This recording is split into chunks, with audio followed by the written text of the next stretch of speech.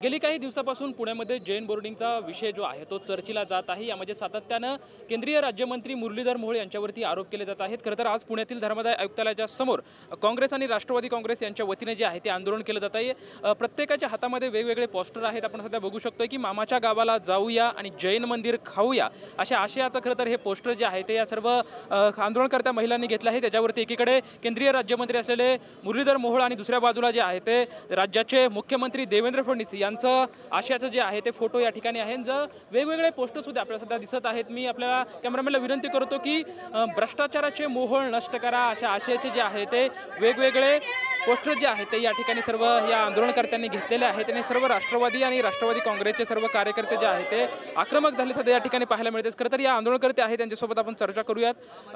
गेल्या काही दिवसांपासून पुण्यातील जैन बोर्डिंगचं प्रकरण आहे ते सातत्याने चर्चेलं जात आहे। यामध्ये केंद्रीय राज्यमंत्री असलेले मुरलीधर मोहोळ यांच्यावरती आरोप केले जात आहेत। या सर्व आरोपाच्या पार्श्वभूमीवरती आज तुम्ही धर्मादाय आयुक्तालयासमोर आलात, आंदोलन करतायत, काय भूमिका आहे?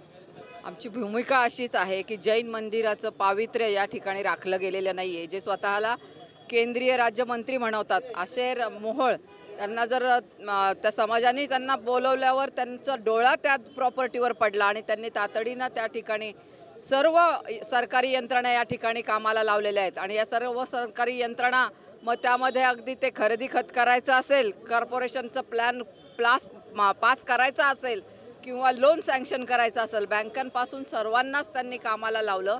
सामान्य नागरिकाला जर 1 लाख रुपयाचं जरी लोन हवं असेल तरी ते महिने त्यांना खेटे घालावे लागतात, परंतु लोन मिळत नाही किंवा खूप म्हणजे महिना त्यामध्ये जावं लागतो।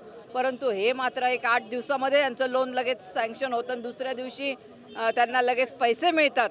तर मला वाटतं ह्यामध्ये खूप मोठा गंभीर असा गुन्हा या केंद्रीय राज्यमंत्र्यांनी केलेला आहे आणि मला वाटतं मुख्यमंत्र्यांची सुद्धा त्याला त्यांच्या पाठीवर थाप असल्याशिवाय हे सर्व गुन्हे घडू शकत नाहीत। त्यामुळे त्यांचा मुख्यमंत्री आणि मोहोळ यांचा राजीनामा आणि त्याचप्रमाणे धर्मादाय आयुक्त यांचा सुद्धा राजीनामा आम्ही या निमित्तानं मागतोय। खरं तर जे धर्मवीर महावीर आहे त्यांनी सांगितलं होतं की सत्य, अहिंसा, चोरी करणे गुन्हा आहे असे एक तत्व सांगितले होते। त्याच धर्मवीर महावीरांचं मंदिर गहाण ठेवलं जातं ही अत्यंत शोकजनक बाब आहे। या सर्व गोष्टींकडे तुम्ही कसं बघताय? खरं तर महावीर किंवा आपण जैन धर्माविषयी जेव्हा बोलतो तर अतिशय आदराने असं सर्वांच्या मनामध्ये त्यांचं एक स्थान आहे आणि त्यांनी जे आपल्याला शिकवलं त्या सर्व शिकवण त्यांची पायदळी उडवण्याचं काम या सर्वांनी केलेलं आहे। आणि खरं तर म्हणजे मंदिर गहाण कसं ठेवू शकतं? जे स्वतःला ज्या वेळेला ते आपले हिंदूंचे एक प्रवक्ते किंवा आम्ही हिंदू धर्मांच्या खूप पाठीराखे आहोत असं सांगतात, परंतु हिंदू धर्माचीच मंदिरं गिळंकृत करण्याचा घाट ते या ठिकाणी घालतायत। तर मला वाटतं आम्ही अत्यंत ही दुर्दैवी घटना आहे आणि असं आम्ही त्यांना कधी माफ करू शकत नाही। हिंदू धर्म कधी त्यांना माफ करणार नाही। तर निश्चितपणे त्यांच्यावर गुन्हा दाखल झाला पाहिजे, त्यांच्यावर खटला झाला पाहिजे आणि त्यांची चौकशी झाली पाहिजे, ही आमची या ठिकाणी मुख्य मागणी आहे। आणखी काही आंदोलनकर्त्या महिला आहेत, आपण त्यांच्यासोबत चर्चा करू। खरं तर मामाच्या गावाला जाऊया, जैन मंदिर खाऊया अशा आशयाचं तुम्ही पोस्टर हातामध्ये घेतलंय, काय मागणी करताय धर्मादाय आयुक्तालयाच्या समोर? खरं तर अत्यंत निंदनीय आणि निषेधार्ह ही घटना घडलेली आहे। आज आपण पाहतोय की हिंदू धर्माचा पुरस्कृत जो पक्ष करतोय त्याच पक्षाचे नेते आणि नेतृत्व जे आहेत अशा प्रकारे मंदिरांवरती घाला घालून आता ते गिळंकृत करण्याचा प्रयत्न करतायत। जैन धर्म हा अहिंसेच्या मार्गावरती चालणारा आहे आणि इतकी संयम त्यांच्यामध्ये आहे तरी सुद्धा आज जैन धर्मीय तुम्ही त्यांच्या मुनींपासून सगळ्यांना तुम्ही बोलायला भाग पाडलेला आहे। त्यामुळे ही घटनेचं जे गांभीर्य आहे हे आपण समजून घेतलं पाहिजे। आपण राम मंदिरापासून सुरू झालेली ही घटना पाहिली म्हणजे देशाला कुठेतरी 200-400 वर्ष मागे घेऊन जायचं, धर्माच्या नावावरती सत्तेत बसायचं आणि त्याच धर्माच्या आधारे तुम्ही लोकांना अशा पद्धतीने रस्त्यावर उतरायला भाग पाडायचं। आणि आपण पाहतोय की कशा पद्धतीने आज एक ठाम निर्णय हा जैन धर्मीयांनी घेतलेला आहे। आणि मला असं वाटतं फक्त जैन धर्मीयच नाही तर ज्या धर्माच्या विरोधात हे सत्तेत राहून बसतायत बोलतायत त्या प्रत्येक धर्माच्या प्रत्येक भारतीय व्यक्तीच्या विरोधात यांनी काही ना काहीतरी कारवाया केलेल्या आहेत। आणि म्हणून हे फक्त स्वतःचं पोट भरण्यासाठी ह्या पोळ्या त्या दुसऱ्यांच्या ह्याच्यावरती भाजून घेत आहेत आणि आनंद त्यांना वाटतोय म्हणून तूप रोटी हे खातायत आणि छानपैकी आपलं जे काही नातेवाईक गोतावळा आहे यांच्या माध्यमातून हे आपलं पोट भरून घेत आहेत. ठीक आहे. एकंदरीत आपण बघू शकतो की खरं तर मुरलीधर मोहोळ जे आहे त्या मुरलीधर मोहोळच्या संदर्भातलीच जे सर्व जे आहेत म्हणजे या प्रकरणामध्ये जे बिल्डर असेल किंवा जे धर्मादाय आयुक्त आहे किंवा जे बँकेने कर दिला आहे सर्व एकमेकांच्या त्यांच्या संबंधित असणारे सर्व प्रकार चेस बोर्ड असतो, चेस बोर्ड बुद्धिबळाचा डाव. ह्या बुद्धिबळाच्या डावामधले जे प्यादे आहेत, वजीर त्यांचाच, राजा त्यांचाच, प्यादे सगळे त्यांचेच आहेत. एकानं दुसऱ्याला हुकूम द्यायचा, दुसऱ्यानं तिसऱ्याला हुकूम द्यायचा, तिसऱ्यानं चौथ्याला हुकूम द्यायचा.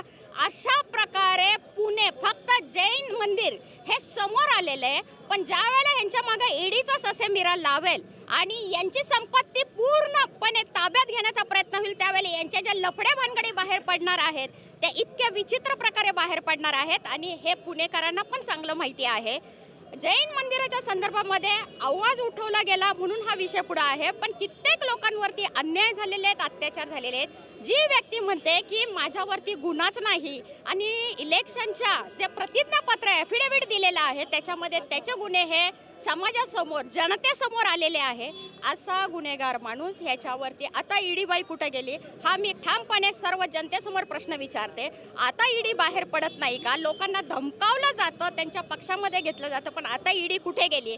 त्यामुळे हे जे चॅनल आहे, पतसंस्था आहे, त्वरित लोन मंजूर होणे असं होऊच शकत नाही. महिना लावता तुम्ही 100 कागदपत्र तुम्ही मागता, एका फोनवरती लोन मंजूर होतं, व्यवहार होतं, खरेदी खत होतं आणि 250 ते 300 खोल्या असणारं हॉस्टेल जैन बोर्डिंग याचा लिलावच केला जातो. एक प्रकारे हे ठामपणे चुकीचं आणि घाणेरडं कृत्य आहे. त्याचा काँग्रेस पक्षाच्या वतीने मी निषेध करते. एकंदरीत आपण बघू शकतो की हे सर्व जे आंदोलनकर्ते आहेत ते आक्रमक झालेले आहेत. मुरलीधर मोहोळ यांच्यावरती गुन्हा दाखल व्हावा अशी मागणी जी आहे ते सर्व आंदोलनकर्त्यांकडून करण्यात येत आहे. कॅमेरामॅन रोहित सूर्यवंशी सोबत लक्ष्मण जाधव, TVN मराठी, पुणे.